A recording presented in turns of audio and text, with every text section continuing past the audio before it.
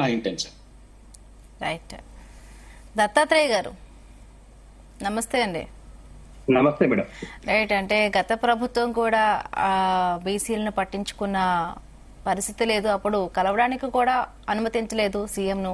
So ఇప్పుడు ఎన్నికలు రాబోతున్నాయి కాబట్టి మాట్లాడుతున్నారు అంటున్నారు, ఏం చెప్తారండి? తెలంగాణ రాష్ట్రంలో గడిచిన 10 సంవత్సరాలలో బీఆర్ఎస్ పార్టీ బీసీ సంక్షేమం కోసం ఖర్చు పెట్టినటువంటి నిధులు దాదాపుగా 28,000 కోట్లు. మేము ఎందుకు ఇంత కరాఖండిగా చెప్తా ఉన్నామంటే, తెలంగాణ రాష్ట్రంలో ఉన్నటువంటి అన్ని సామాజిక వర్గాలకు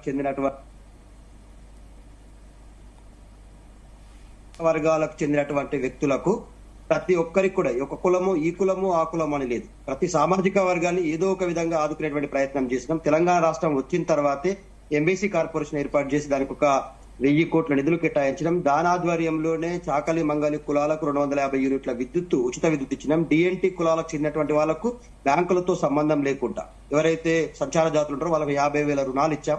దాంతో పాటుగా తెలంగాణ రాష్ట్రంలో ఉన్నటువంటి యాదవులకు దాదాపుగా ప్రతి కుటుంబంలో ఉన్నటువంటి ప్రతి ఒక్కరికి ఒక యూనిట్ గా గొర్రెల పంపిణీ జరిగింది. ముదిరాజులకు చేపల పంపిణీ జరిగింది. దాంతో పాటు వాహనాల సప్లై జరిగింది. విదేశాలకు వెళ్ళినటువంటి బీసీ విద్యార్థుల కోసం దాదాపుగా 20 లక్షల రూపాయల ఆర్థిక సాయం జరిగింది.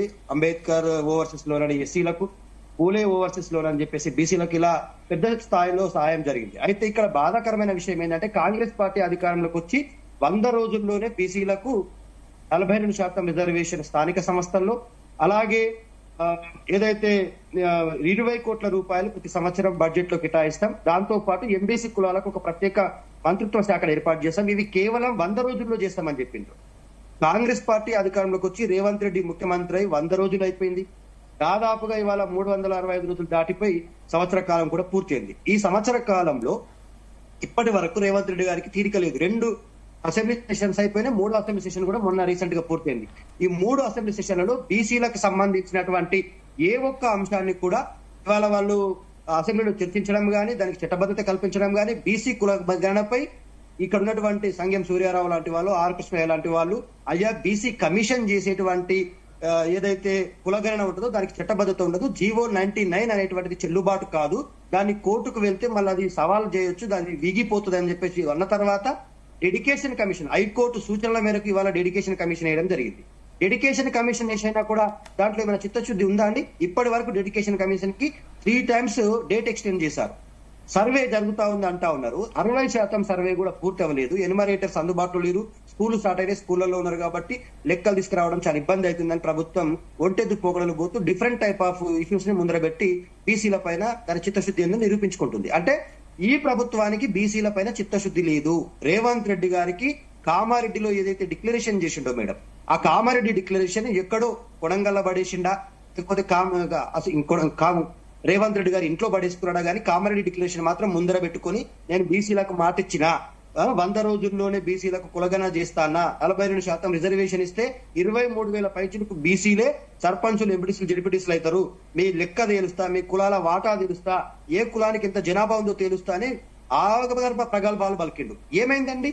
గత 100 రోజులు అయిపోయింది, 360 రోజులు అయిపోయింది, సంవత్సర కాలం పూర్తయింది. బడ్జెట్ మొదటి సంవత్సరం బడ్జెట్ లో 20,000 కోట్లు కేటాయిస్తా అన్నటువంటి ఇదే రేవంత్ రెడ్డి కేవలం 8,000 కోట్లు ఇచ్చి తూతూ మంత్రంగా వదిలేసుకున్నాడు. ఎంబీసీ కార్పొరేషన్ కు మంత్రి ఇవ్వడానికి ఎందుకు అడ్డుస్తుందండి? ఇంకా రెడ్ల నుంచి పోర్ ఎక్కువైందా, లేకపోతే ఇంకా ఖాళీగా ఉన్నటువంటి 6-7 మంత్రిత్వ శాఖలో రెడ్డినే ఫిలప్ చేసుకుంటాడా? ఇంతకు ముందు సూర్యారావు అన్నట్టుగా ఈ ప్రభుత్వం ముఖ్యంగా ఇప్పుడు మేము ఏం చేశామో మాకు అన్న ముందు ఉంది. బీఆర్ఎస్ పార్టీగా మేము చేసినటువంటి అభివృద్ధి గాని, మేము చేసినటువంటి సంక్షేమ పదాల నిధులు గాని, ఇక్కడ గౌడ్ సామాజిక వర్గానికి వైన్ షాప్లలో దాదాపుగా 15% రిజర్వేషన్ ఇచ్చి వాళ్ళని ఓనర్లుగా చేస్తే, ఇదే కాంగ్రెస్ పార్టీ మేము 25% ఇస్తా అన్నది.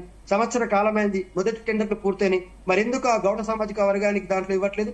5 ఎకరాలలో ప్రతి గ్రామంలో లేదా ప్రతి నియోజకవర్గంలో 5 ఎకరాలలో మేము తాటి చెట్ల వనాలు ఏర్పాటు చేస్తామని చెప్పిండ్రు, ప్రభుత్వ ఆధీనంలోనే ఉంటాయని చెప్పిండ్రు. ఇవన్నీ కూడా ముఖ్య మాటలు అయిపోయినాయి కదా మేడం. ఓన్లీ గౌండ్ యాదవులే కాదు, తెలంగాణ రాష్ట్రంలో ఉన్న ఎంబీసీ కులాలు, ఏదైతే ఎంబీసీ డిఎన్టీ కులాలు ఉన్నాయో వాళ్ళకు బ్యాంకులతో సంబంధం లేకుండా వాళ్ళ పిల్లలకు